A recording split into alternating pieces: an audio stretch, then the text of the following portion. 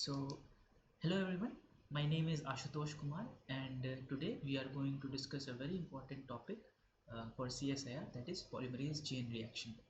अगर सीधा question CSIR में polymerase chain reaction से नहीं भी आए तो इसके कई सारे एप्लीकेशन बेस्ड क्वेश्चन देखने के लिए मिलते हैं बहुत सारे कॉम्पिटिटिव एग्जाम्स में। सिर्फ CSIR के अंदर जैसे DBT हो जाए, ICMR हो जाए, इन सभी के अंदर PCR से अक्सर क्वेश्चन पूछे जाते हैं।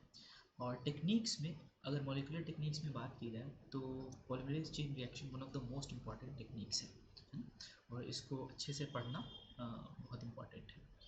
तो जो आज का लेक्चर होगा, आज हम लोग ट्रेडिशनल PCR के बारे में जानेंगे। नेक्स्ट सब्सिक्वेंट क्लासेस में हम लोग डिफरेंट टाइप्स ऑफ PCR के बारे में स्टडी करेंगे, जैसे कि हमारा नेस्टेड PCR हो गया, इन्वर्स PCR हो गया, एंकर्ड PCR हो गया। इन सभी चीज़ों के बारे में बात करेंगे। साथ ही साथ हम लोग फिर जो आने वाले क्लासेस होंगे उनमें पॉलीमरेज चेन रिएक्शन के क्वेश्चंस भी देखेंगे, ठीक है, जो CSIR जैसे एग्जामिनेशंस में पूछे जा चुके हैं। Okay, so let us first talk about what is polymerase chain reaction. PCR is a rapid and versatile in vitro method for amplifying defined target DNA sequences present within the source of DNA। यानी कि हम लोग क्या कर रहे हैं, एक DNA ले रहे हैं, ठीक है, इस DNA के अंदर एक छोटा टारगेट सीक्वेंस हम लोग सिलेक्ट कर रहे हैं, ठीक है, और इस टारगेट सीक्वेंस को एम्पलीफाई कर रहे हैं, यानी कि कई बार इसका रेप्लिकेशन करवा करके इसका नंबर को बढ़ा रहे हैं, ठीक है। तो हम फिर से बोल रहे हैं, क्या करते हैं PCR के अंदर, आपने एक बड़ा सा DNA लिया, फॉर एग्जांपल ह्यूमन जीनोम आपने लिया, ठीक है, इसके अंदर एक छोटा सीक्वेंस टारगेट सीक्वेंस सिलेक्ट करते हैं और इस टारगेट सीक्वेंस को फिर हम लोग कई बार रेप्लिकेट करके एम्पलीफाई करवाते हैं, यानी कि उसका नंबर बहुत सारा बढ़ा देते हैं, ठीक है। PCR का जो इन्वेंशन था वो कैरी मुलिस साहब ने किया था इन 1985, ओके, और इसके लिए इन्हें नोबेल प्राइज भी मिला था। Now let us talk about the components of a PCR reaction। जो PCR रिएक्शन होगा, इस PCR रिएक्शन के अंदर आपका क्या क्या चीज़ें लगेंगी उसके बारे में बात करते हैं। सबसे पहले तो ऑब्वियस सी बात है DNA टेम्पलेट, यानी कि जिस चीज़ को एम्पलीफाई करवाना है, जो भी टारगेट सीक्वेंस है आपका, वो DNA टेम्पलेट प्रेजेंट होना चाहिए आपके पास, तभी आप उसका रेप्लिकेशन करवाओगे। देन ओलिगोन्यूक्लियोटाइड प्राइमर्स भी ज़रूरी होते हैं, ठीक है। ओलिगोन्यूक्लियोटाइड प्राइमर्स या प्राइमर्स उनको शॉर्ट में बोलते हैं, ये छोटे स्ट्रेच ऑफ DNA होते हैं, ठीक है, सिंगल स्टैंडर्ड DNA होते हैं, जो कि हमारे टेम्पलेट DNA के कॉम्प्लीमेंट्री होते हैं। यानी कि ये टेम्पलेट DNA जैसे है, तो ये टेम्पलेट DNA से प्राइमर ऐसे जाके बाइंड कर जाएगा और फिर रेप्लिकेशन का शुरुआत करवाएगा। Next we need DNA polymerase. Normal DNA polymerase यहाँ पर यूज़ नहीं कर सकते हैं, ठीक है, जो ह्यूमन के अंदर होता है वो नहीं यूज़ कर सकते हैं, क्योंकि आगे हम लोग पढ़ेंगे जैसे कि PCR के अंदर टेम्परेचर इंक्रीज़ करता है, ओके, और टेम्परेचर अगर इंक्रीज़ करता है तो हमारा जो नॉर्मल DNA पॉलीमरेज है वो डीनेचर कर जाएगा, वो फंक्शनल नहीं रहेगा, ठीक है। तो we need some kind of thermostable DNA polymerase, that is Taq polymerase, या और भी डिफरेंट टाइप्स ऑफ पॉलीमरेजेस होते हैं, जिसके बारे में हम लोग थोड़ी देर में डिस्कस करेंगे। Then we need nucleotide triphosphate like DNTPs, जैसे कि एडेनिन हो गया, है ना, और फिर गुआनिन हो गया, ये सब बेसिस बेसिकली हमें चाहिए होंगे, राइट। उसके बाद फिर इस पूरे रिएक्शन को कैरी करने के लिए we need a buffer system, है ना, और बफर सिस्टम के साथ इसमें हम लिख सकते हैं यहाँ पर मिनरल ऑयल, ठीक है, mineral oil for providing the minerals that is required during the reaction, ठीक है, जैसे मैग्नीशियम वगैरह रिक्वायर्ड होता है रेप्लिकेशन के दौरान, तो मिनरल ऑयल को सारा मिनरल्स को प्रोवाइड करता है, ठीक है। Okay, let us first about the DNA template. तो बेसिकली क्या कर, PCR permits selective amplification of specific target DNA sequence within a heterogeneous collection of DNA molecules, example total genomic DNA। जैसा कि अभी जस्ट थोड़ी देर पहले समझाया कि PCR क्या कर रहा है, एक सिलेक्टिव एम्पलीफिकेशन कर रहा है। मान लीजिए आपने पूरा ह्यूमन जीनोम लिया, उसमें से छोटा रीजन सिलेक्ट किया और उसको एम्पलीफाई किया आपने, right. In some cases RNA can be reversely transcribed to make DNA template which is then used for PCR। कुछ केसेस में जब आप जैसे RNA आपको पकड़ना है, जैसे कि आप कोविड के केस में बात कर लो, तो RNA डिटेक्ट करते हैं हम लोग, है ना।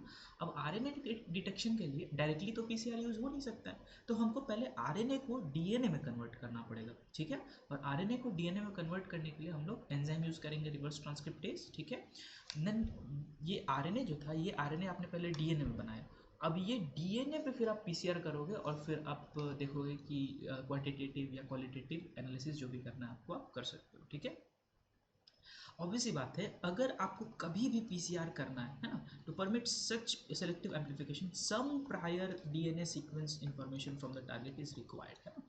कभी भी आपको पीसीआर करना है तो टारगेट सीक्वेंस के बारे में जानकारी थोड़ा बहुत आपको होना चाहिए, या तो टारगेट सीक्वेंस के बारे में जानकारी होना चाहिए या उसके अगल बगल वाले सीक्वेंस का जानकारी होना चाहिए, जो कि हम लोग आगे देखेंगे कि डिफरेंट टाइप ऑफ पीसीआर में, ठीक है।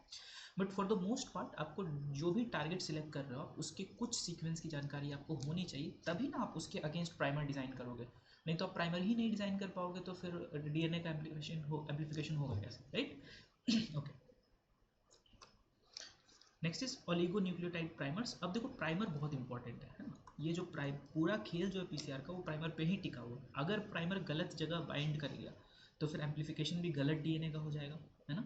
इस वजह से ये जो ओलिगोन्यूक्लियोटाइड प्राइमर्स है ये बहुत स्पेसिफिकली डिज़ाइन करना पड़ता है और इसके कुछ क्राइटेरिया होते हैं डिज़ाइन करने के, है ना।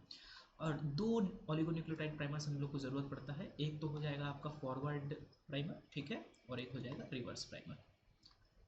मतलब बेसिकली दो एंड्स है तो एक एक तरफ लगेगा, दूसरा दूसरी तरफ लगेगा, तो ये फॉरवर्ड और रिवर्स हो गया। इसका डायरेक्शन हम लोग डिस्कस करेंगे आगे, ठीक है। ओके, और जो लेंथ होगा it will be around 15 to 25 nucleotide long. अब देखो अलग अलग बुक में अलग अलग रहता है but this is the average, ठीक है।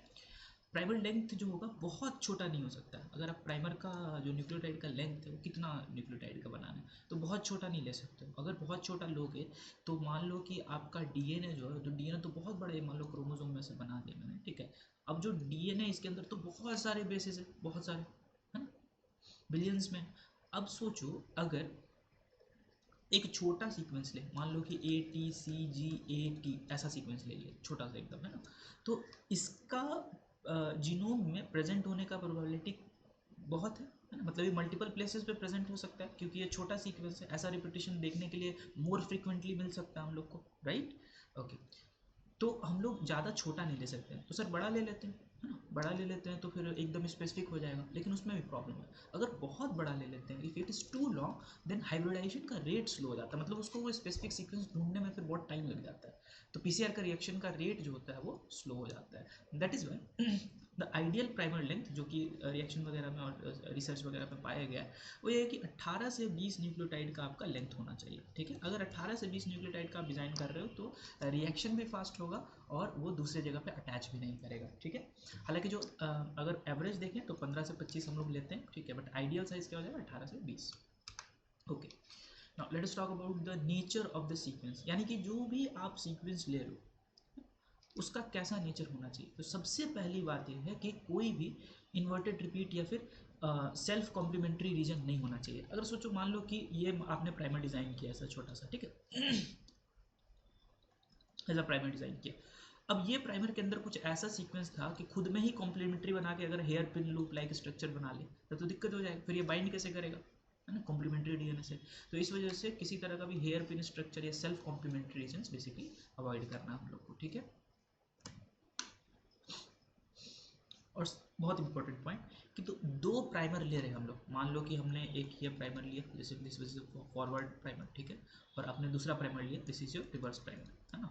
अब बहुत इंपॉर्टेंट पॉइंट है कि ये दोनों आपस में कॉम्प्लीमेंट्री नहीं होना चाहिए, है ना। ये दोनों कॉम्प्लीमेंट्री किससे होना चाहिए, जो टारगेट डीएनए सीक्वेंस है उससे कॉम्प्लीमेंट्री होना चाहिए, राइट। इसको समझाने का थोड़ा कोशिश करते हैं। देखो this is your DNA molecule इस तरह से, ठीक है, जो कि टारगेट सीक्वेंस है हमारा, ठीक, ये टारगेट सीक्वेंस है। अब इस टारगेट सीक्वेंस के अगेंस्ट हमको क्या करना है, प्राइमर का डिजाइनिंग करना है। तो हम ऐसा एक इधर बना दिया और एक इधर बना दिया। तो देखो ये जो प्राइमर हमारा कॉम्प्लीमेंट्री है वो टारगेट डीएनए सीक्वेंस है, लेकिन अगर इमेजिन करो कि ये दोनों आपस में इस तरह से कॉम्प्लीमेंट्री पेयर बना ले तब तो गड़बड़ हो जाएगा, तब तो ये टारगेट सीक्वेंस से बाइंड ही नहीं कर पाएगा, है ना। इस वजह से हम लोग मेक श्योर करेंगे कि जो प्राइमर हम लोग डिज़ाइन कर रहे हैं वो आपस में कॉम्प्लीमेंट्री नहीं हो जाए, ठीक है। यानी कि अगर हो जाता है तो क्या होता है कि प्राइमर डाइमर्स बनने लगता है, ठीक है।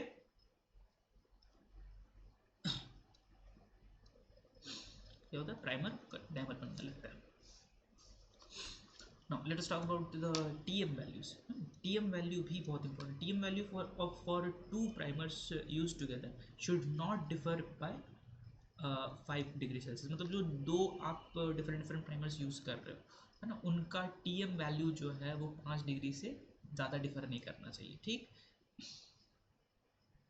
और टीएम ऑफ द मतलब melting point of the amplification product should not differ from those of primer by greater than 10 degree Celsius.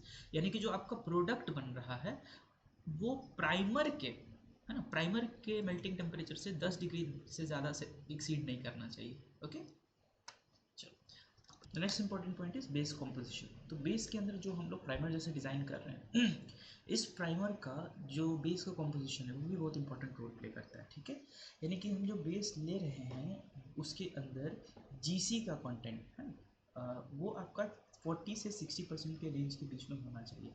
अगर सोचो ज़्यादा ले लोगे तो क्या होगा, ज़्यादा लेने से stability of the primer and template वो इंक्रीज़ कर जाएगा, है ना, उसका मेल्टिंग टेम्परेचर भी इंक्रीज़ कर जाएगा, which will create a problem. ठीक, और बहुत कम ले लोगे तो क्या हो जाएगा कि फिर उसका बाइंडिंग सफिशिएंटली नहीं हो पाएगा ठीक से, है ना। तो बेस के कॉम्पोजिशन में हमेशा हम लोग जीसी का कंटेंट जो होता है वो 40 से 70% के अराउंड रखते हैं। ठीक है, क्या क्या प्रॉब्लम्स आते हैं ड्यूरिंग प्राइमर डिज़ाइनिंग।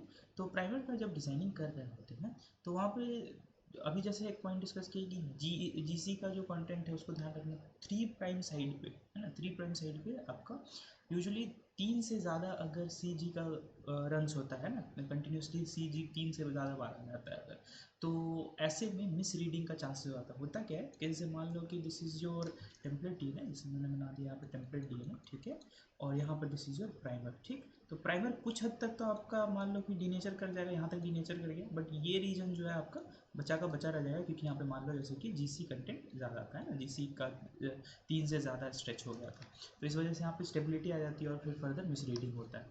अब देखो हेयर पिन वाली बात हमने कर ही ली थी कि जो हेयर पिन लूप्स है वो फॉर्म नहीं होना चाहिए।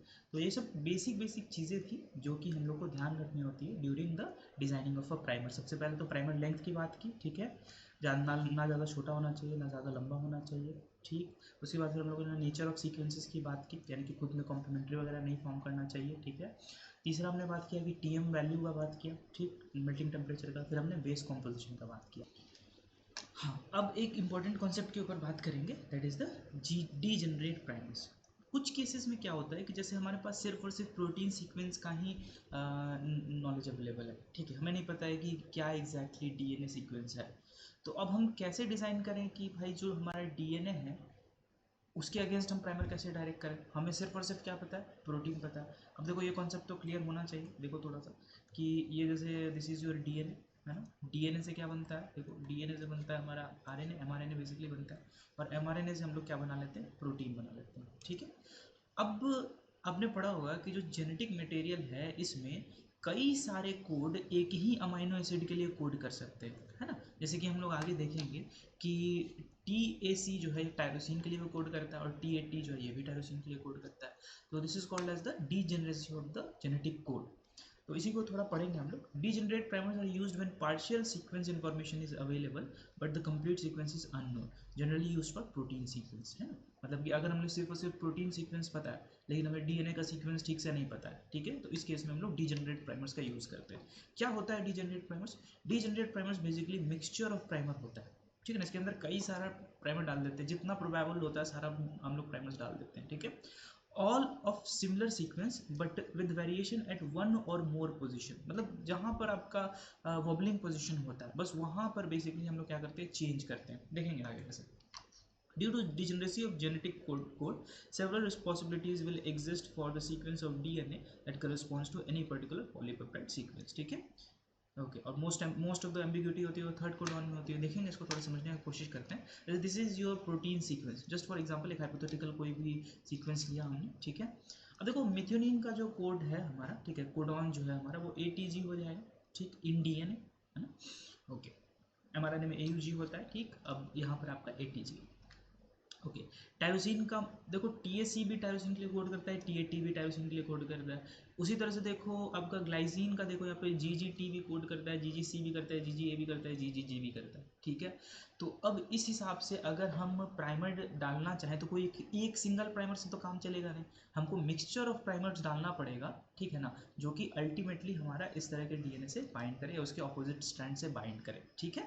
अब देखो अगर हमें ये पता है कि हमारा ये वाला जो रीजन है, ये जो बेसिकली हमारा प्रोटीन का सीक्वेंस है, और बाकी सारा पॉसिबल भी हमको पता है कि ये कोड कर सकता है, तो हम सिंपली क्या करेंगे कि वैसा ही प्राइमर का एक मिक्सचर ले लेंगे। यानी कि मान लो कि ये प्रोटीन का सीक्वेंस हमें पता है, तो हम क्या करेंगे, हम प्राइमर लेंगे, एक मिक्सचर ऑफ प्राइमर लेंगे जिसमें आपका एक प्राइमर में ATG का सीक्वेंस होगा, ठीक है, दूसरे में TAC होगा, ठीक, और जो इसी में इसमें मिक्सचर लेंगे हम लोग वो आपका एक और TAT भी हो जाएगा, ठीक है।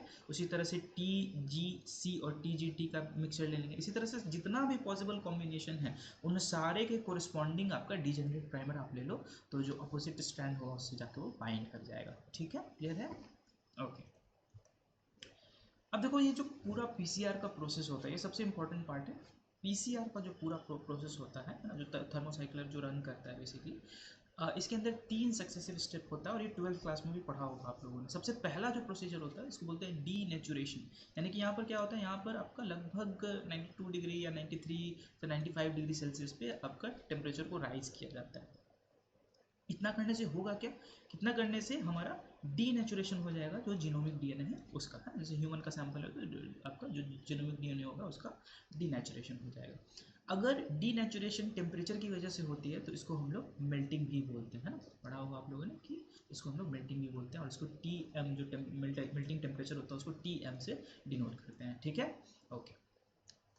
देन नेक्स्ट स्टेप पे क्या होगा, जैसे डीनेचर किया तो आपका जो 2 स्ट्रैंड था जो इंटरट्वाइंड था साथ में पहले तो, है ना, ये आपका टेम्परेचर बढ़ाने से खुलने लगेगा, ठीक है, अनवाइंड होने लगेगा और अनवाइंड होकर अलग अलग हो जाएगा। 2 स्ट्रैंड अब आपके पास मतलब रेडी हो गए, ठीक है। अब नेक्स्ट स्टेप पे क्या होगा कि नेक्स्ट स्टेप पे जो आपने प्राइमर डाला हुआ था PCR के मिक्सचर में, हमने अभी जो कंपोनेंट्स बताया था रिएक्शन के लिए 5 कंपोनेंट जो था वो देख लिया, ठीक है, उसमें हमने क्या डाला था, प्राइमर भी डाला था। अब ये प्राइमर जो वो अनील करेंगे, यानी कि प्राइमर्स जो है अब वहाँ पर लग जाएंगे जहाँ पर उन्हें फिट होना है, ठीक है, okay. At temperatures usually from about 50 degree to 70 degree. अब टेम्परेचर डाउन होगा, ठीक है, डाउन होने के बाद आपका जो है जो प्राइमर है वो आपका अनील करना शुरू करेगा, typically about 5 degree Celsius below the calculated TM, ठीक है। जैसे कि देखो आपका एक स्पेसिफिक टेम्परेचर पे DNA ड्यूप्लेक्स जो होगा वो डीनेचर करेगा, है ना। TM मतलब क्या होता है, TM मतलब होता है मेल्टिंग टेम्परेचर, ठीक है, और मेल्टिंग टेम्परेचर को कैसे डिफाइन करते हैं, the temperature at which half of the double stranded DNA is converted into separate strands, ठीक है, इनटू सेपरेट स्ट्रैंड, या फिर इसको कह देते हैं half of the double stranded DNA is melted, ठीक है ना। तो यहाँ पर हम लोग क्या कर रहे हैं बेसिकली कि जो आपका टेम्परेचर है वो कितना ले रहे हैं, जो आपका TM है ना, जो आपका TM है वो एक्सपेक्टेड ड्यूप्लेक्स के हिसाब से ले रहे हैं, ठीक, और जो अनीलिंग टेम्परेचर होगा वो हमारा जो गिवन DNA है ना, गिवन DNA के TM से 5 डिग्री सेल्सियस कम होगा लगभग, ठीक है।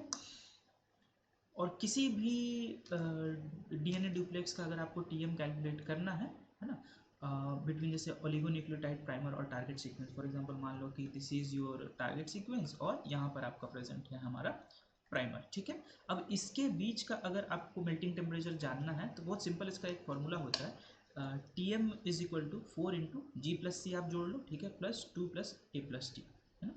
ये सिंपल फार्मूला होता है, अगर आप इसको अप्लाई करोगे तो आपको मिल जाएगा कि what is the TM of the duplex and oligonucleotide primer, है ना, जो डुप्लेक्स बन रहा है बेसिकली ओलिगोन्यूक्लियोटाइड प्राइमर और टारगेट सीक्वेंस के बीच में, ठीक है। इन दोनों के बीच में क्या आपका TM का वैल्यू है ये आपको पता चल जाएगा, ठीक, ओके। नेक्स्ट स्टेप में क्या करेंगे, नेक्स्ट स्टेप में करेंगे इलोंगेशन। इलोंगेशन मतलब क्या होगा, जैसे ही प्राइमर अब सेट हो गया, प्राइमर जैसे ही फिक्स हो गया, वैसे ही अब टेम्परेचर 72 डिग्री के अराउंड लाएंगे और यहाँ पर फिर आपका DNA का सिंथेसिस शुरू हो जाएगा with the help of DNA polymerase, है ना। और यहाँ पर हमारा ह्यूमन वाला DNA पॉलीमरेज नहीं यूज़ करते, यहाँ पर टैक DNA पॉलीमरेज यूज़ करते हैं, है ना। बात करेंगे 1 मिनट में उसके बारे में, 1-2 मिनट में, ठीक। अब देखो ये जो इलोंगेशन फेज है जहाँ पर DNA की सिंथेसिस हो रही है, इसको हम लोग 3 हिस्सों में बांट सकते हैं, ठीक है। देखो सबसे पहला तो स्टेज जो होगा it is the exponential phase, ठीक है। एक्सपोनेंशियल फेज मतलब क्या हो गया कि यहाँ पर आपका exact doubling of product is accumulating at every cycle, her cycle में क्या हो रहा है 2 से 4, 4 से 8 ऐसे करके एग्जैक्टली डबलिंग हो रहा है, और हम लोग अज्यूम करते हैं थ्योरेटिकली कि 100% रिएक्शन एफिशिएंसी होगी, ठीक है, ओके। उसके बाद फिर एक आता है लीनियर हाई वेरिएबिलिटी, यानी कि the reaction components are being consumed. अब जितना भी आपका कंपोनेंट डाला था आपने, जैसे डीएनटीपी डाला था और डीएनए पॉलीमरेज वगैरह डाला था, ये सब चीज़ें अब धीरे धीरे रिएक्शन के अंदर कंज्यूम होना शुरू हो जाती है। The reaction is slowing and the products are starting to degrade, और जितने भी प्रोडक्ट्स बन रहे हैं धीरे धीरे धीरे करके वो डिग्रेडेशन अभी शुरुआत हुई, अभी डिग्रेड कंप्लीटली हुआ नहीं है ना, डिग्रेड होने का शुरुआत हुआ है, ठीक। उसके बाद फिर आपका आता है प्लेट्यू एंड पॉइंट या फिर एंड पॉइंट स्टेट, इसको बोलते हैं हम लोग the reaction has stopped and no more products are being formed, है ना। if left for too long the PCR product will degrade। तो अब क्या हो गया, रिएक्शन अब रुक गया, यानी कि जितनी भी चीज़ें आपने डाली थी, है ना, रिएक्शन मिक्सर के अंदर सारा चीज़ अब खत्म हो गया, ठीक है। जितना भी TNTP वगैरह तो सब एग्जॉस्ट हो गया, कुछ नहीं बचा है। और अब अगर आपने इसको ज़्यादा देर के लिए छोड़ दिया तो जो प्रोडक्ट्स बने हैं, जो DNA के फ्रेगमेंट्स बने हैं, वो सब डिजनरेट करना शुरू कर जाएंगे, ठीक है। ओके, अब इस पूरे प्रोसेस को अगर हम लोग थोड़ा डायग्रामेटिकली समझने का कोशिश करें तो आपको मजा आ जाएगा। देखिए, दिस इज योर डीएनए, है ना, जो जीनोमिक डीएनए का एक छोटा सा टारगेट लिया आपने, देखो यहाँ पर, देखो this is your genomic DNA, और यहाँ पर जो बॉक्स बना वो छोटा सा टारगेट लिया आपने। अब इसको एक्सपेंडेड व्यू यहाँ पर दिखा रहा है, ये इमेज जो एक्सपेंडेड व्यू हो गया, ठीक है। अब आपने क्या किया, अब अपने प्राइमर्स लगा दिए यहाँ पर, ठीक, दोनों, एक रिवर्स प्राइमर लगाया, एक फॉरवर्ड प्राइमर लगाया। दोनों प्राइमर लगाने के बाद फिर आपका डीएनए का सिंथेसिस चालू हो जाएगा। फर्स्ट स्टेप क्या था हमारा, डीनेचुरेशन। डीनेचुरेशन कितना टेम्परेचर पे होता है, अराउंड 95 डिग्री सेल्सियस पे, ठीक है। ये ओरिजिनल टारगेट डुप्लेक्स है। अब आपने इस पर क्या किया, सबसे पहले जैसे ही टेम्परेचर इंक्रीज किया तो हमारा डीएनए कंप्लीटली डीनेचर कर गया और दोनों स्ट्रैंड सेपरेट हो गए, ठीक।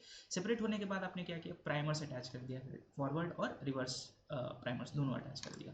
देखो, एक प्राइमर इस तरफ अटैच हो गया, एक प्राइमर इस तरफ अटैच हो गया, सिंपल, ठीक है। उसके बाद फिर फर्दर जो डीएनटीपीज वगैरह रिएक्शन के अंदर था और डीएनए पॉलीमरेज प्रेजेंट था, है ना, ये सब एक्ट करेगा। सबसे पहले एक पॉइंट इंपॉर्टेंट, अनिलिंग का जो टेम्परेचर होगा कितना होगा, 55 डिग्री सेल्सियस होगा ना। अब जब डीएनटीपी और डीएनए पॉलीमरेज वगैरह आएंगे तो अब यहाँ पर ये जो प्राइमर लगा हुआ है, ये रिएक्शन का शुरुआत, जो रेप्लिकेशन का शुरुआत है यहाँ से होगा, है ना। और देखो ये इस तरह से सिंथेसाइज करेगा और इधर से ये सिंथेसाइज करेगा, राइट। और दोनों स्ट्रैंड्स का सिंथेसिस होकर हमारे पास दो बेसिकली स्ट्रैंड्स यहाँ पर मिल जाएंगे, एक ये स्ट्रैंड हो गया और एक ये स्ट्रैंड हो गया। और ये किसका कॉपी है, जो ओरिजिनल टेम्पलेट हमने लिया था उस टेम्पलेट का हमने दो कॉपी बना दिया। ये एक साइकिल हुआ। अब ऐसा ही सोचो फिर नेक्स्ट साइकिल भी होगा, राइट। इसी को हम लोग रिपीट कर देंगे। तो अब हमारा पहले एक से कितना बना था, दो बना था। नेक्स्ट साइकिल में अब दोनों पे एक्ट करेगा तो दो से हमारा चार बन जाएगा, ऐसे चार से आठ, आठ से 16, 16 से 32, इस तरह से कंटिन्यूसली होता जाएगा। जो इलांगेशन का टेम्परेचर होता है वो 72 डिग्री सेल्सियस होता है। और इसके ऊपर हम लोग अभी जस्ट बात करेंगे कि कौन सा डीएनए पॉलीमरेज यूज़ किया जाता है और क्या उसका एडवांटेज है, क्या डिसएडवांटेज है, इसके बारे में बात करेंगे, ठीक है। ओके, तो थर्मोस्टेबल पॉलीमरेजेस के बारे में बात करने जा रहे हैं। देखिए, नॉर्मल डीएनए पॉलीमरेज तो हम लोग ले नहीं सकते, जैसा कि बात किया, ठीक है। कौन सा यूज़ करते हैं, हॉट स्प्रिंग में पाया जाने वाला, है ना, थर्मस एक्वाटिकस, ये बैक्टीरिया है जिसके अंदर एक specific type of DNA polymerase पाया जाता है जो थर्मोस्टेबल होता है ना। और टैग पॉलीमरेज जो है ये लगभग 94 डिग्री सेल्सियस तक भी स्टेबल रहता है, मतलब तब भी डीनेचर नहीं करेगा। और ऑप्टिमम टेम्परेचर इसका जो होता है वो लगभग 72 डिग्री के अराउंड होता है, मतलब इस पर सबसे ज़्यादा हाई एफिशिएंसी के साथ काम करेगा। इसका एरर रेट जो होता है अराउंड 2 × 10⁻⁻⁴ एरर पर बेस होता है, ठीक है। तो लगभग आपका 10,000 में 2 बार गलती करने का चांसेस होता है इसका, ठीक। ओके, एक्सटेंशन रेट कितना होता है, तो 35 से 100 न्यूक्लियोटाइड ये ऐड कर सकता है ना, पर सेकेंड, और 72 डिग्री सेल्सियस पे। लेकिन अगर हम लोग बात करें कि 92 डिग्री सेल्सियस पे कितना ऐड करेगा तो एफिशिएंसी कम हो जाती है, ठीक है। और साथ ही साथ lakhs the expression of 3' to 5' exonuclease, ये बहुत इंपॉर्टेंट है। देखो, नॉर्मल जो डीएनए सिंथेसिस होता है उसमें आपका 3' to 5' एक्सोन्यूक्लियस एक्टिविटी होती है, यानी कि जैसे सिंथेसिस जो होता है वो 5' to 3' डायरेक्शन में होता है, ठीक है, 5' to 3' डायरेक्शन में। और पीछे की तरफ यानी कि 3' to 5' हम लोग का एक्सोन्यूक्लियस एक्टिविटी भी काम कर रहा होता है।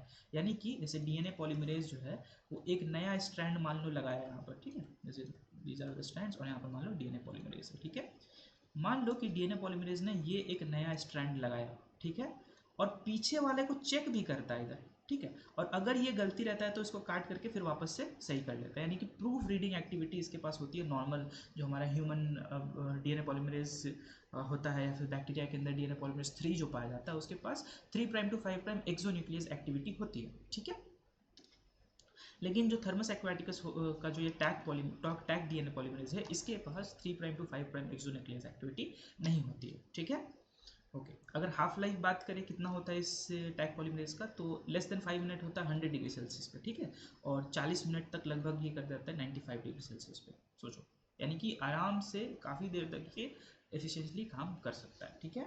ओके, और लेकिन अब देखो प्रॉब्लम क्या है, हमारे पास ये एक्सोन्यूक्लियस एक्टिविटी नहीं है, इसको ठीक करने का या फिर इसके अंदर जो डिसएडवांटेजेस वगैरह है उसको ठीक करने का जो हमारे पास ऑप्शन है वो क्या क्या है। देखो, एक तो हो जाएगा वेंट पॉलीमरेज, इसी को टीएलआई पॉलीमरेज भी बोलते हैं, है ना। इसके अंदर 5 prime to 3 prime exonuclease activity नहीं है, लेकिन 3 prime to 5 prime exonuclease activity है। इसको कहाँ से हम लोग आइसोलेट करते हैं, थर्मोकोकस लिटोरलिस से, ठीक है। फिर पीएफयू पॉलीमरेज आता है, इसका ये अननोन है कि 5 prime to 3 prime exonuclease activity होता है या नहीं होता है, ठीक है। और यहाँ पर 3 prime to 5 prime exonuclease activity होता है, ठीक है। उसी तरह से पीडब्ल्यूओ है, इसमें भी होता है, ठीक, और 5 प्राइम टू 3 प्राइम नहीं होता है इसके अंदर, ठीक। उसके बाद फिर टीटीएच है, और ये हमारा इसके अंदर कोई एक्सोन्यूक्लियस एक्टिविटी नहीं होता, और ये सब आपका डिफरेंट डिफरेंट सोर्सेज है। ओके, अब जो हमने पूरा पढ़ा उसको समअप करते हैं और फिर आगे बढ़ते हैं। देखिए, पीसीआर का जो साइकिल है, जो चीज़ें पढ़ाई हैं वही है, बस थोड़ा सा एक समराइज कर रहे हैं, एक रिकॉल कर रहे हैं। देखिए, सबसे पहले डीनेचुरेशन का दोनों स्ट्रैंड अलग हो गया, ठीक है, टेम्परेचर 94 डिग्री से ज़्यादा। फिर आपका एनीलिंग हुआ, यानी कि यहाँ पे ओलिगोन्यूक्लियोटाइड प्राइमर्स बाइंड किया, ठीक है। बाइंड करने के बाद फिर फर्दर क्या हुआ, हमारा टैग पॉलीमरेज जो था वो आया और डीएनए का सिंथेसिस करके 2 सेपरेट स्ट्रैंड्स बना दिया, ठीक है। टेम्परेचर का जो वेरिएशन है वो इस ग्राफ के जरिए बड़े आराम से देखा जा सकता है। देखो, सबसे पहले आपका लगभग जो 95 डिग्री सेल्सियस के अराउंड आते हैं तो 1 मिनट के लिए करते हैं, ठीक है। फिर एनीलिंग एक मिनट के लिए करते हैं जो 55 डिग्री सेल्सियस के अराउंड होता है, ठीक है। और फिर हम लोग एक्सटेंशन करते हैं जो कि 72 डिग्री सेल्सियस के अराउंड होता है, लेकिन एक्सटेंशन जो है वो 2 मिनट के लिए लगभग करते हैं, ठीक है।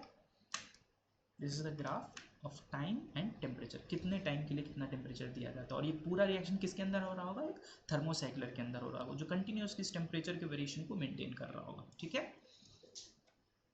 ओके, और ये वही चीज़ है, देखो, ये फर्स्ट रिएक्शन में हमारे पास एक डीएनए का ड्यूप्लेक्स था, इससे हमने क्या किया, सिंथेसिस किया, और सिंथेसिस करके हमने 2 स्ट्रैंड बनाया। 2 स्ट्रैंड के बाद फिर अब जैसे ये एक स्ट्रैंड हो गया, है ना, और ये एक स्ट्रैंड हो गया, ठीक है, 2 स्ट्रैंड हमारे पास बन गया। उसके बाद फिर साइकिल 2 में हमने फिर से उसको रेप्लिकेट किया, साइकिल 3 में हमने फिर से उसको रेप्लिकेट किया, ऐसे करते करते करते हमारे पास एक्सपोनेंशियली डीएनए का रेप्लिकेशन होते जाएगा, ठीक है। ओके, देखो, हर साइकिल के बाद the number of template doubles, so if one starts with a single DNA, यानी कि एक डीएनए से आप स्टार्ट करो तो 20 साइकिल के बाद आपके पास कितना डीएनए मॉलिक्यूल होगा, 1 × 10⁶। सोचो, 10 लाख डीएनए का मॉलिक्यूल हो जाएगा आपके पास, एक डीएनए के मॉलिक्यूल से आप 10 लाख डीएनए मॉलिक्यूल प्रोड्यूस कर पाओगे 20 साइकिल्स के अंदर। एंड आफ्टर 30 मिनट्स अगर 30 साइकिल के लिए चला दो तो 1 × 10⁹। सोचो कितना सारा डीएनए का मॉलिक्यूल हमारे पास प्रेजेंट हो जाएगा, राइट। ओके, और ये कैलकुलेट कैसे कर सकते हैं कि कितना हमारे पास डीएनए का मॉलिक्यूल आएगा, तो सिंपल इसका फॉर्मूला होता है कि फाइनल नंबर ऑफ डीएनए कितना आएगा, है ना, final number of DNA molecule produce जो पीसीआर करेगा उसको एनएफ से डिनोट करते हैं, ठीक। तो इसको कैलकुलेट करने के लिए कुछ नहीं करना है, इनिशियल आपने कितना लिया, कितना डीएनए मॉलिक्यूल लिया, एनआई ले लो उसको, ठीक है, और उसको मल्टीप्लाई कर दो 2⁻n से, और n is the number of cycle, जितना नंबर ऑफ साइकिल चलाओगे उतना एक्सपोनेंशियल बढ़ता जाएगा, ठीक है।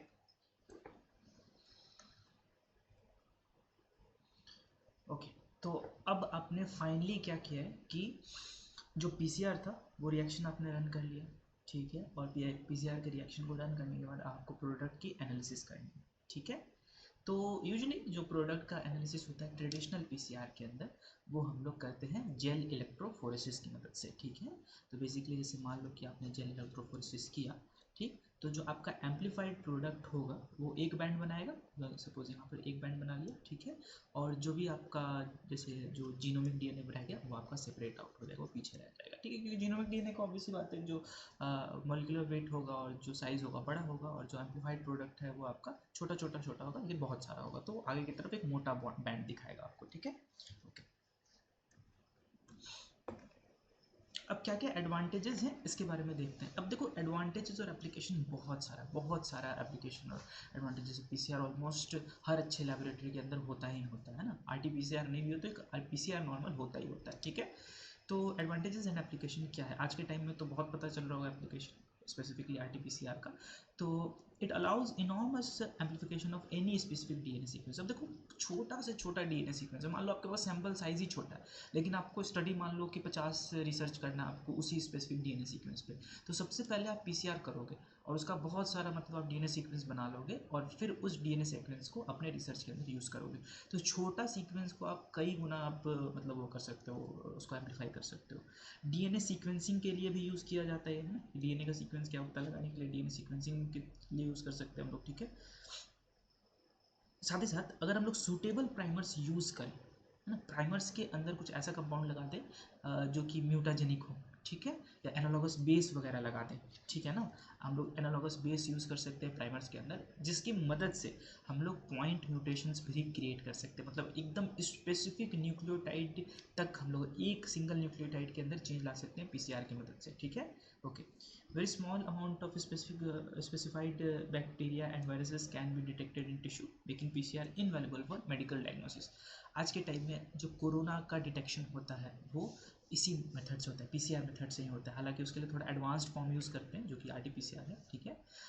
बट छोटा से छोटा किसी भी वायरस या बैक्टीरिया का जो आपका जेनेटिक मटेरियल हो उसको डिटेक्ट करने के लिए केपेबल है हमारा पीसीआर, ठीक है। जेनेटिक डिजीज़ की स्क्रीनिंग के लिए बहुत मददगार है। जेनेटिक डिजीज़ में क्या होता है कि आपका जीन्स में अल्टरेशंस हो जाता है, कहीं पे कुछ इधर उधर हो जाता है, म्यूटेशंस क्रिएट हो जाते हैं, है ना, या फिर क्रोमोसोमल एबरेशंस हो जाते हैं, बहुत सारे प्रॉब्लम्स होते हैं, तो उनका हम लोग ईजिली डिटेक्शन कर सकते हैं with the help of PCR. अगर मान लो एक एग्जांपल ले लें कि मान लो कि एक स्पेसिफिक डिजीज़ है, उसमें कोई एक स्पेसिफिक जीन सीक्वेंस जो है वो म्यूटेट कर जाता है, ठीक है, तो हम प्राइमर ऐसा डिज़ाइन करेंगे जो कि हमारा उसी स्पेसिफिक सीक्वेंस से बाइंड करे। अगर वो सीक्वेंस प्रेजेंट है तो हमें एम्पलीफाइड प्रोडक्ट मिलेगा, यानी कि डिजीज़ प्रेजेंट है, और अगर वो बाइंड नहीं किया है ना, यानी कि डिजीज़ नहीं प्रेजेंट है और हमको डीएनए नहीं मिलेगा एम्पलीफाइड, राइट।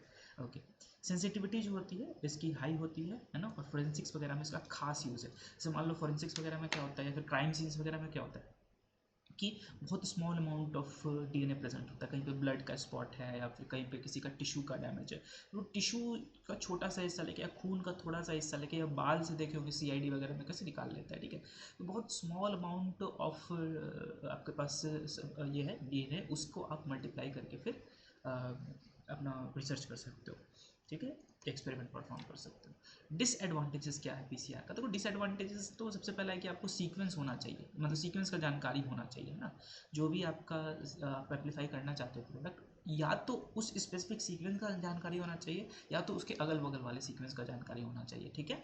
ओके, सत्य short range of amplified product. अब ऐसा नहीं है कि हम लोग बहुत लंबा लंबा डीएनए हम लोग रेप्लिकेट करवा सकते हैं, छोटा फ्रैगमेंट्स ना, छोटा छोटा फ्रैगमेंट्स हम लोग इसके अंदर रेप्लिकेट करवा सकते हैं, और इस पूरे प्रोसीजर को बहुत ध्यान से करना पड़ता है क्योंकि ये पूरा एक मॉलिक्यूलर प्रोसीजर है, तो मॉलिक्यूलर प्रोसीजर में हमेशा कंटेमिनेशन के चांसेस होते हैं, और टाइमिंग बहुत इंपॉर्टेंट रोल प्ले करता है, टेम्परेचर, टाइमिंग, ये सभी चीज़ें बहुत इंपॉर्टेंट रोल प्ले करती है। तो लैब के अंदर जब आप काम करोगे तो उस वक्त आपको एकदम केयरफुली माइक्रोलीटर्स का ध्यान रखते हुए, कंटेमिनेशंस का ध्यान रखते हुए, टाइमिंग का ध्यान रखते हुए सारे प्रोसीजर को करना होता है, अदरवाइज आपका जो रिएक्शन है या जो एक्सपेरिमेंट है वो फेल कर जाएगा, ठीक है। Now let's talk about what is quantitative real time PCR, जो आरटीपीसीआर हम लोग कब से कर रहे हैं ना। क्वांटिटेटिव रियल टाइम पीसीआर जो होता है ये आज के टाइम में सबसे ज़्यादा यूज़ किया जाने वाला, मतलब सबसे ज़्यादा यूज़ में है, सबसे ज़्यादा चर्चा में है, ठीक है। और इसके अंदर होता क्या है, देखो ये भी है पीसीआर ही, मतलब फंडामेंटल वही है, वही आपका 3 प्रोसेसेस होगा, ठीक है, वही डिनेचुरेशन, वही अनीलिंग, वही सिंथेसिस या इलॉन्गेशन, सब चीज़ सेम है, ठीक है। डिफरेंस कहाँ पर आता है कि हमें ट्रेडिशनल पीसीआर के अंदर जो रिजल्ट मिलता है वो पूरे रिएक्शन ख़त्म होने के बाद मिलता है, लेकिन रियल टाइम पीसीआर में क्या होता है कि जैसे जैसे रिएक्शन प्रोसीड कर रहा होता है वैसे वैसे हमको एक डेटा कंप्यूटर स्क्रीन पे दिखने लगता है कि रिएक्शन किस तरह से मूव फॉरवर्ड कर रहा है, किस तरह से प्रोसीड कर रहा है, इसका जानकारी हमको मिलते रहता है कंटिन्यूसली जैसे जैसे रिएक्शन प्रोसीड करता है, इसलिए इसको बोलते हैं रियल टाइम, मतलब जो एक्चुअल टाइम में चल रहा है, जो रिएक्शन हो रहा है वो हमको स्क्रीन के ऊपर दिखता है कंटिन्यूसली, ठीक है। तो allows scientist to actually view the increase in amount of DNA as it amplifies, ठीक है, तो आप एकदम रियल टाइम में देख सकते हो। रियल टाइम का जो ये सिस्टम है कि एकदम एग्जैक्टली बता रहा है कि कब कितना डीएनए एम्पलीफाई हो रहा है, ये डिपेंड करता है आपका फ्लोरोसेंस पे, है ना, फ्लोरोसेंट रिपोर्टर जो होता है उसके अंदर वो रिपोर्ट करता है कि कितना ज़्यादा डीएनए बना है कितना कम बना है, वो आपका बेसिकली सिग्नल देता है। ठीक है, कैसे काम करता है ये फ्लोरोसेंट डाइज या जो प्रोब्स होते हैं वो कैसे काम करते हैं उसके ऊपर डिस्कशन करेंगे। देखिए, दो जो फ्लोरोसेंट रिपोर्टर मॉलिक्यूल है यहाँ पर, रिपोर्टर मॉलिक्यूल्स जो होते हैं वो दो हो सकते हैं। एक तो आप डाइस ले लो, सिंपल डाइस जो होते हैं वो, और दूसरा होता है प्रोब्स ले लो। डाइस जो होता है थोड़ा सस्ता पड़ता है लेकिन उतना अच्छा होता नहीं है। तो डाइस का एक एग्जांपल ले लो, साइबर ग्रीन। ठीक है, साइबर ग्रीन बहुत कॉमन यूज़ किया जाने वाला डाई है पीसीआर के अंदर। जैसे दिस इज योर मान लो डीएनए, और डीएनए का मान लो कि this is your major group, है ना, और this is your minor group. ठीक है, तो जो साइबर ग्रीन होता है वो माइनर ग्रुप में जा करके अटैच हो जाता है, लेकिन ये नॉन स्पेसिफिकली अटैच होता है। मान लो कि आपका जो एम्प्लीफिकेशन हुआ है वो दो प्रोडक्ट्स का हो गया, आप करना चाहते थे एक, लेकिन जस्ट फॉर एग्जांपल मान लो कि जो डीएनए का सीक्वेंस था उसमें दो जगह पे प्राइमर्स बाइंड किया और दो जगह एम्प्लीफिकेशन हो गया। तो अब ये साइबर ग्रीन बता नहीं पाएगा कि एग्जैक्टली कौन सा वाला डीएनए है, दोनों के लिए ये सिग्नल देगा, मतलब दोनों के माइनर ग्रुप में जा करके ये अटैच कर जाएगा और दोनों का कलेक्टिव फिर एक सिग्नल देगा। यानी कि स्पेसिफिसिटी इसमें थोड़ी कम हो जाती है। साथ ही साथ जो साइबर ग्रीन होता है वो प्रेफरेंशली जीसी रिच सीक्वेंस से बाइंड करता है। ठीक है, मतलब अगर इसको ऑप्शन दो 80 रिच सीक्वेंस और जीसी रिच सीक्वेंस का, तो ये जीसी से फटाक से जाके बाइंड कर जाएगा। ठीक है, तो इसकी वजह से थोड़ा सा जो एक्चुअल में हम लोग का क्वांटिफिकेशन कर रहे हैं उसमें गड़बड़ी आ जाता है ना। और स्पेसिफिकली अगर मान लो कि दो या दो से अधिक प्रोडक्ट्स बन रहे हैं तो इसका पता हमारा डाई नहीं लगा पाएगा, साइबर ग्रीन नहीं लगा पाएगा। ठीक है, ओके। तो अगर हमको चाहिए कि हम एकदम स्पेसिफिकली बताएं कि नहीं, जो हम प्रोडक्ट चाहते हैं वही एम्पलीफाई हो, बाकी सबको हम नॉइज़ की तरह कैंसिल कर दें, तो उसके लिए हम लोग यूज़ करते हैं प्रोब्स। ठीक है, और सबसे कॉमन जो प्रोब यूज़ किया जाता है वो होता है टैकमैन प्रोब, है ना। टैकमैन प्रोब क्या करता है, टैकमैन प्रोब काम करता है डीएनए हाइब्रिडाइजेशन टेक्निक पे। और टैगमैन प्रोब के तीन कंपोनेंट होते हैं, एक होता है आपका short wavelength fluorophore at one end, ठीक है, दूसरा होता है sequence that is specific to the target sequence and a quencher. तीन चीज़ें हैं इसके अंदर, है ना। एक तो आपका फ्लोरोफोर है जो कि लाइट को सिग्नल को मतलब वो देगा, ठीक है।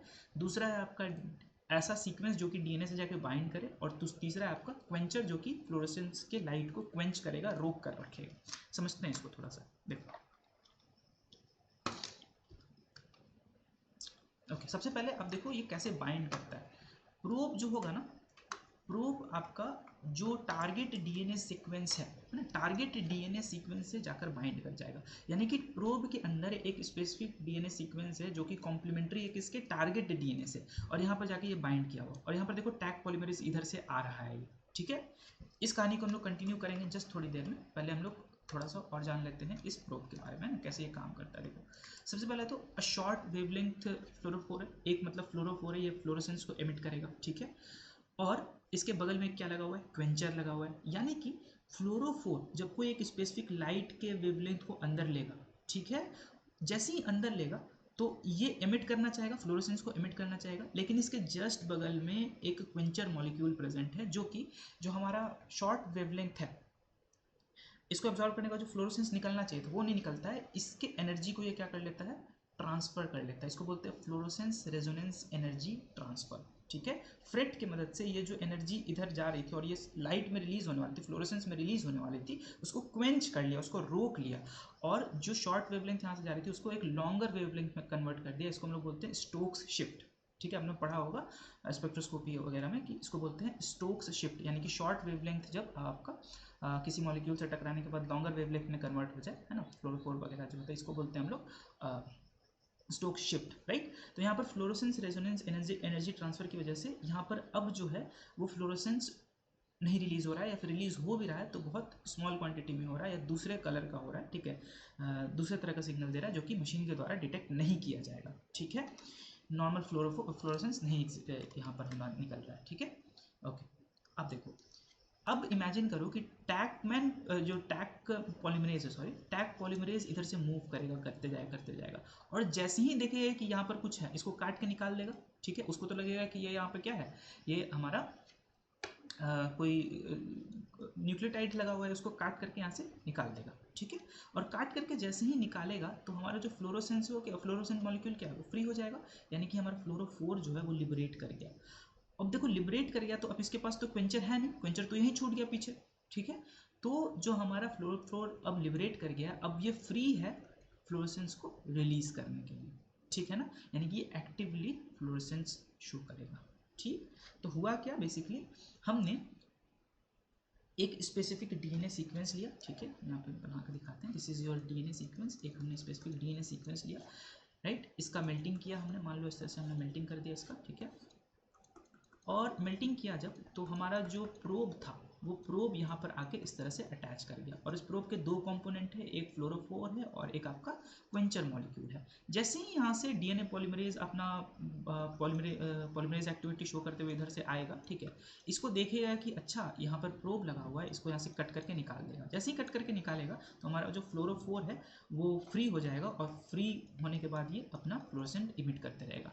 लेकिन जब तक यहाँ पर बाउंड था क्वेंचर से, तब तक ये अपना फ्लोरोसेंस रिलीज करता भी था, तो ये क्वेंचर उसको एब्जॉर्ब कर लेता था via fluorescence resonance energy transfer, ठीक है। अब देखो इसका फायदा क्या हुआ, अब इसका फायदा ये हुआ कि सबसे पहले तो स्पेसिफिसिटी है कि जो हमारा टारगेट डीएनए सीक्वेंस है वहीं पे बाइंड करेगा एकदम स्पेसिफिकली, ठीक है। और दूसरी चीज ये है कि ये जब डीएनए सिंथेसिस हो गया रहेगा तभी ये सिग्नल देगा, उससे पहले सिग्नल नहीं देगा।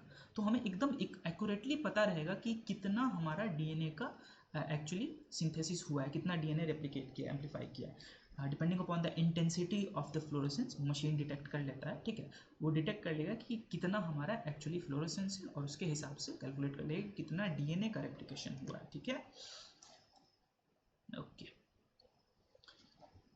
एडवांटेजेस क्या है, तो works on DNA hybridisation technique, जैसा कि भी समझाया, ठीक है। Binds to single standard DNA, जब सेपरेट हो गया रहेगा तो सिंगल स्टैंडर्ड डीएनए से वो बाइंड कर जाएगा, ठीक है।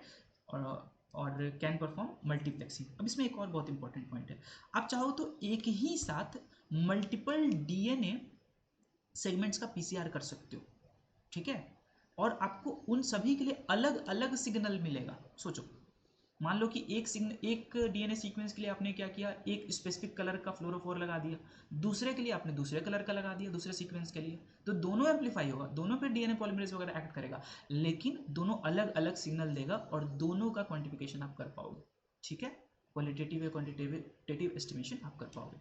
डिसएडवांटेज क्या होता है टैगमैन प्रोब का, कि देखो हाई कॉस्ट होता है, थोड़ा महंगा तो पड़ता है ना, और थोड़ा सा कॉम्प्लेक्स ऑपरेशन संभाल के करना पड़ता है, ठीक है। चलिए अब देखो ये जो पूरा रिएक्शन होगा आरटीपीसीआर के अंदर, इसके बारे में थोड़ा सा बात करते हैं हम लोग, है ना। और सीटी वैल्यू आपने बहुत कॉमनली सुना होगा अभी कोरोना के टाइम में कि सीटी वैल्यू ज़्यादा था तो नहीं था कोरोना, सीटी वैल्यू बहुत कम, अरे 8 सीटी वैल्यू होगा तो बहुत ज़्यादा वायरल लोड है, ये कैसे हो रहा है ना। सीटी वैल्यू क्या होता है और इसको कैसे रीड करते हैं ये देखेंगे। सीटी वैल्यू बेसिकली जो हमारा आरटीपीसीआर होता है ना, वो जो ग्राफ दिखाता है कंप्यूटर के अंदर, ठीक है, उसी में सीटी वैल्यू भी देखने को मिलता है, और जो ग्राफ दिखाता है कुछ इस टाइप का दिखता है जो भी यहाँ पर बना हुआ है स्क्रीन पर, ठीक है। देखो ये बेसिकली यहाँ पर जो लाइन दिखा रहा है वो लाइन क्या है, ये लाइन है डीएनए के रेप्लिकेशन का। शुरुआत में देखो सबसे पहले तो आपका सबस्ट्रेट वगैरह सब जुटना शुरू होगा, राइट, और तो एक लैग फेज आएगा, मतलब अगर रेप्लिकेट कर रहा है अभी डीएनए तो 2 4 8 अभी बहुत छोटे छोटे नंबर्स में कर रहा है। एक पॉइंट ऐसा आएगा, है ना, यहाँ पर देखो this is the threshold value, जहाँ पर अब इनफ डीएनए सिंथेसाइज हो चुका है और जो फ्लोरोसेंस रिलीज हो रहा है ना, वो फ्लोरोसेंस मशीन के द्वारा अब डिटेक्ट किया जा सकता है। इससे पहले वाला जो स्थिति था, ये जो रीजन था ना, थ्रेशोल्ड से नीचे वाला जो रीजन है, ये रीजन्स लाइट में भी इमिट कर रहा हूँ ना, फ्लोरोसेंस इमिट कर रहा हूँ, ठीक है, लेकिन इतना कम है ना कि अभी मशीन उसको डिटेक्ट नहीं कर सकता है, ठीक है। थ्रेशहोल्ड लेवल वो लेवल होता है जिसके बाद फ्लोरोसेंस का लेवल मशीन डिटेक्ट करने लगे, यानी कि अब यहाँ से डीएनए जो वो तो एक्सपोनेंशियली आपका वो कर रहा है, ठीक है, रेप्लिकेट कर रहा है, तो 2 4 8 16 32 64 128 256 512 ऐसे कंटिन्यूसली रेप्लिकेट करते जा रहा है, करते करते करते करते, और एक पॉइंट ऐसा आ रहा है जब आपका एग्जॉस्ट हो गया सारा भी, जितना भी सबस्ट्रेट आपने डाला था वो, और ये एक प्लेट्यू हो गया, ठीक है। तो ये बेसिकली आपका हो गया एक नॉर्मल डीएनए का जो रेप्लिकेशन हो रहा है उसका एक्सपोनेंशियल कर्व। अब समझो सीटी वैल्यू अगर ज़्यादा हो, सीटी वैल्यू अगर ज़्यादा हो मतलब कि ये वाला कंडीशन है ना, ये वाला कंडीशन, सीटी वैल्यू अगर ज़्यादा हो तो इसका मतलब क्या है कि वायरल लोड जो है ज़रूर कम कम रहा होगा, या फिर डीएनए जो आपने एम्पलीफाई करने के लिए दिया वो ज़रूर कम रहा होगा, तभी ना थ्रेशहोल्ड का वैल्यू ज़्यादा नंबर ऑफ साइकिल के बाद रीच हो रहा है। यानी कि इमेजिन करो, अगर आपके पास बहुत थोड़ा सा डीएनए दे, मतलब एक ही डीएनए दे, ठीक है, तो उसको 1024 डीएनए पहुंचने में बहुत सारा साइकिल लगेगा, है ना। और यही अगर आपको हम 512 डीएनए का इनिशियल मॉलिक्यूल दें और उसको बोले कि आप एम्पलीफाई करो, तो एक ही साइकिल में 1024 हो जाएगा, ठीक है। तो अगर हमारा नंबर ऑफ साइकिल ज़्यादा हो जाए, देखो यहाँ पर नंबर ऑफ साइकिल ज़्यादा है, यानी कि सी टी वैल्यूज़ का क्या हो गया, ज़्यादा हो गया, ठीक है। तो C T value basically represent कि नंबर ऑफ साइकिल कितना लगेगा हमको, जिस पे हम लोग फ्लोरेसेंस को मशीन डिटेक्ट कर पाए, ठीक है। अगर किसी को ज़्यादा नंबर ऑफ साइकिल्स लग रहा है, उसका ज़्यादा सी टी वैल्यू है, इसका मतलब कि जो डीएनए है वो कम है। अगर कोरोना के रेफरेंस में बात करें तो उसका वायरल लोड कम है। लेकिन अगर हम लोग इधर बात करें हाई कॉन्सेंट्रेशन की, तो हम लोग हाई कॉन्सेंट्रेशन में मतलब क्या होगा कि नंबर ऑफ साइकिल कम लगेगा। जैसे बात की 512 अगर वायरल ही लोड है, तो एक ही साइकिल में वो फटाक से आपका रेप्लिकेट कर जाएगा, यानी कि सीटी वैल्यू क्या हो जाएगा, कम हो जाएगा। नंबर ऑफ साइकिल क्या लगा, एक नंबर ऑफ साइकिल, एक ही साइकिल में फटाक से इतना फ्लोरेसेंस रिलीज करने लगा, इतना डीएनए का मॉलिक्यूल रेप्लिकेट हो गया कि फर्दर आपका फ्लोरेसेंस जो है डिटेक्ट किया जा रहा है मशीन के द्वारा, ठीक है। ओके, तो सीटी वैल्यू जो हो जाएगा वो हाई हो जाएगा, तो सॉरी लो हो जाएगा, सीटी वैल्यू जो लो हो जाएगा, यानी कि नंबर ऑफ साइकिल कम हो जाएगा, ठीक है। तो मान लो कि अगर हम तुमको बोले कि किसी का सीटी वैल्यू 2 है, किसी का सीटी वैल्यू 8 है, किसी का सीटी वैल्यू 32 है, और किसी का सीटी वैल्यू मान लो 50 है, ठीक है। तो 50 वाले का मतलब क्या हो गया कि बहुत आगे ऐसे यहाँ पे कहीं पे ऐसे गया होगा, ठीक है। यानी कि वायरल लोड जो बहुत ऑलमोस्ट नेग्लिजिबल है, नहीं है, ठीक है। और अगर 2 में ही हो गया, इसका मतलब कि वायरल लोड बहुत ज़्यादा था, ठीक। चलो, फ्लोरेसेंस को डिटेक्ट करने के लिए हम लोग टंगस्टन हैलोजन लैम्प का यूज़ करते हैं, ठीक है ना। ओके, देखो सिंपल सा है यहाँ पर। जैसे ये हमने लैंप लिया, ठीक है, यहाँ से एक्साइटेशन फिल्टर से गुजारा, इसको गुजारने के बाद लाइट जो है पास किया यहाँ पर सैंपल के अंदर। सैंपल में जो फ्लोरोफोर्स होगा वो लाइट को एब्जॉर्ब करेगा, ठीक है। एब्जॉर्ब करने के बाद फ्लोरेसेंस को एमिट करेगा। एमिट इधर से होगा, देखो एमिट हुआ, एमिट होने के बाद मिरर से ये रिफ्लेक्ट करेगा, और रिफ्लेक्ट करने के बाद एमिशन फिल्टर से गुजारा जाएगा, यानी कि जो भी नॉइज होंगे उसको कैंसिल कर देंगे। और जो हमारा स्पेसिफिक वेवलेंथ होगा उसको हमारा सीसीडी यानी कि चार्ज कपल डिवाइस जो है डिटेक्ट कर लेगा, और एक डिजिटल डेटा यानी कि जो अभी ग्राफ देख रहे थे उस ग्राफ का फॉर्मेशन करेगा। तो ये था आज के दिन में हमने पढ़ा ट्रेडिशनल पीसीआर, ठीक है, क्या स्टेप्स होते हैं पीसीआर के अंदर, रियल टाइम पीसीआर, एडवांटेज और डिसएडवांटेज, ये सब हमने पढ़ा, ठीक है। नेक्स्ट क्लास के अंदर हम लोग टाइप्स ऑफ पीसीआर के बारे में डिस्कस करेंगे और क्वेश्चंस के बारे में डिस्कस करेंगे, ठीक है। Thank you.